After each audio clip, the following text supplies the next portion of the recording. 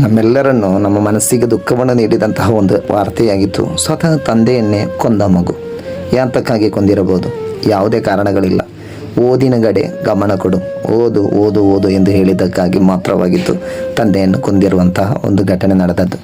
ಕೇವಲ ತಂದೆ ಹೇಳಿದಂತಹ ಮಾತು, ನನ್ನ ಮಗು ಭವಿಷ್ಯದಲ್ಲಿ ಅತ್ಯಂತ ಉತ್ತಮವಾದ ವ್ಯಕ್ತಿಯಾಗಿ ಬರಬೇಕು, ಎಲ್ಲರಿಗೂ ನೀತಿ ಪಾಠವನ್ನು ಹೇಳುವಂತಹ ಒಬ್ಬ ವ್ಯಕ್ತಿಯಾಗಬೇಕು, ಮಾದರಿ ಯೋಗ್ಯವಾದಂತಹ ಒಬ್ಬ ಮಗನಾಗಬೇಕು ಎಂಬ ಉದ್ದೇಶದಿಂದ ಆಗಿರಬಹುದು ಓದು ಓದು ಓದು ಎಂದು ಹೇಳುತ್ತಿರಬಹುದು.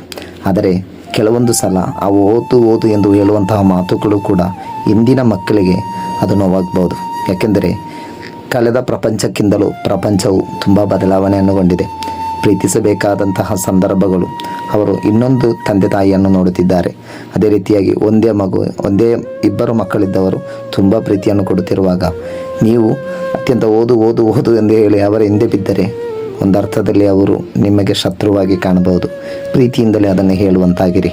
ಮಗು ಶಾಲೆಗೆ ಹೋಗುವಂತಹ ಸಂದರ್ಭಗಳಲ್ಲಿ, ಸ್ಕೂಲ್ ಬಿಟ್ಟು ಬರುವಂತಹ ಸಂದರ್ಭಗಳಲ್ಲಿ ಅವರನ್ನು ಹೆಚ್ಚಾಗಿ ಪ್ರೀತಿಯಿಂದ ಮಾತನಾಡಿಸಿ, ಅವರಿಗೆ ಪ್ರೀತಿಯನ್ನು ಉಣಬಡಿಸುವುದರೊಂದಿಗೆ ಓದಿನ ಬಗ್ಗೆ ಗಮನ ಕೊಡಲು ನೀವು ಹೇಳಿ. ಖಂಡಿತವಾಗಿ ಅವರು ನಿಮ್ಮನ್ನು ಯಾವತ್ತೂ ಕೂಡ ಅನಾಥ ಆಶ್ರಮಕ್ಕೆ ಸೇರಿಸುವಂತಹ ಕೆಲಸವನ್ನು ಮಾಡುವುದಿಲ್ಲ.